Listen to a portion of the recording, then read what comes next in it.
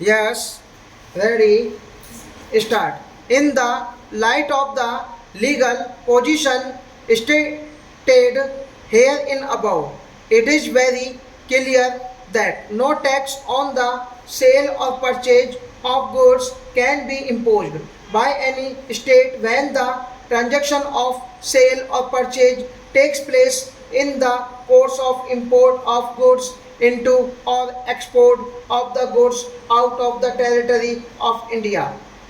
Thus, if any transaction of sale or purchase takes place when the goods are being imported in India or they are being exported from India, one state can impose any tax thereon. Section 5 of the Central Act deals with the transaction which is said to have taken place in the course of import or export.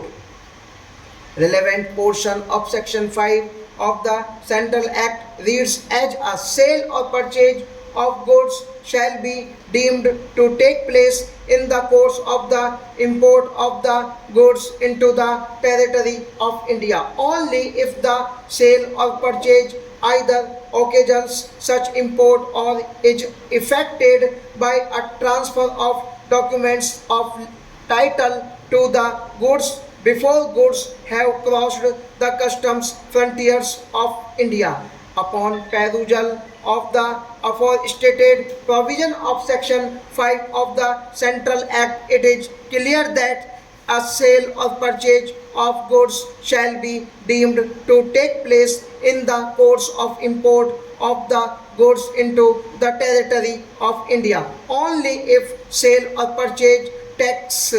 take place before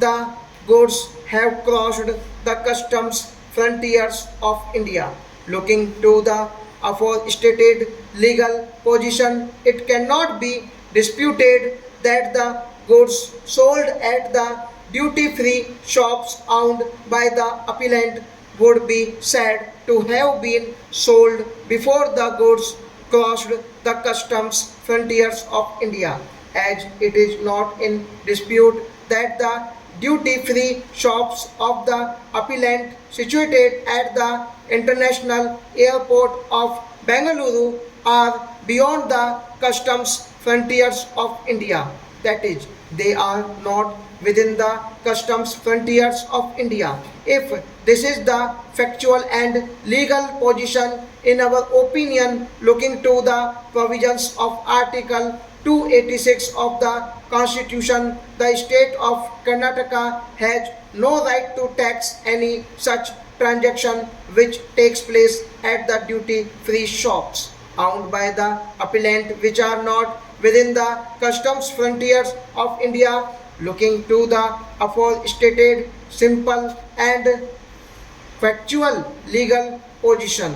in our opinion, it would not be much useful to discuss the judgments which have been referred to. In our opinion, the legal position is so clear that it was not necessary for the learned counsel to refer to any judgment, and merely by showing the aforestated factual aspect and legal provisions to the concerned authority, the appellate authority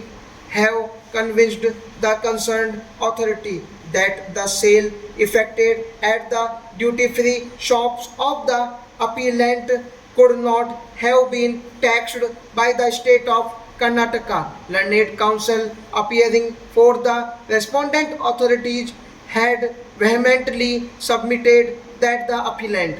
had not exhausted equally efficacious alternative statutory remedy, and therefore the single judge of the High Court had rightly not entertained the petition filed by the appellant. According to them, the division bench had also rightly dismissed the appeal for the same reason. According to them, this court also should not entertain this appeal. It is true that the appellant had rushed to the High Court without exhausting equally efficacious alternative statutory remedy. In our opinion, the learned single judge of the High Court was also right when he directed the appellant to move the statutory appellate authority. In normal circumstances, even we would have expressed the same opinion, but looking to the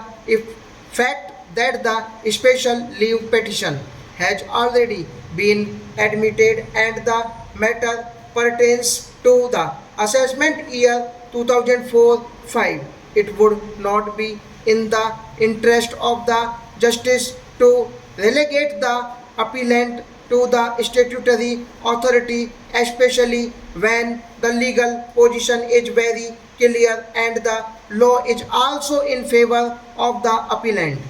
The learned counsel appearing for the respondent had submitted that the sale would not be taxed under the Act only if it occasions in the course of import, but the transactions of sale which are subject matter of this litigation had not taken place in the course of import, and therefore they would not be exempted under the provisions of section 5 of the Central Act. In our opinion, the aforestated submission cannot be sustained. They again submitted that in the course of import means the submitted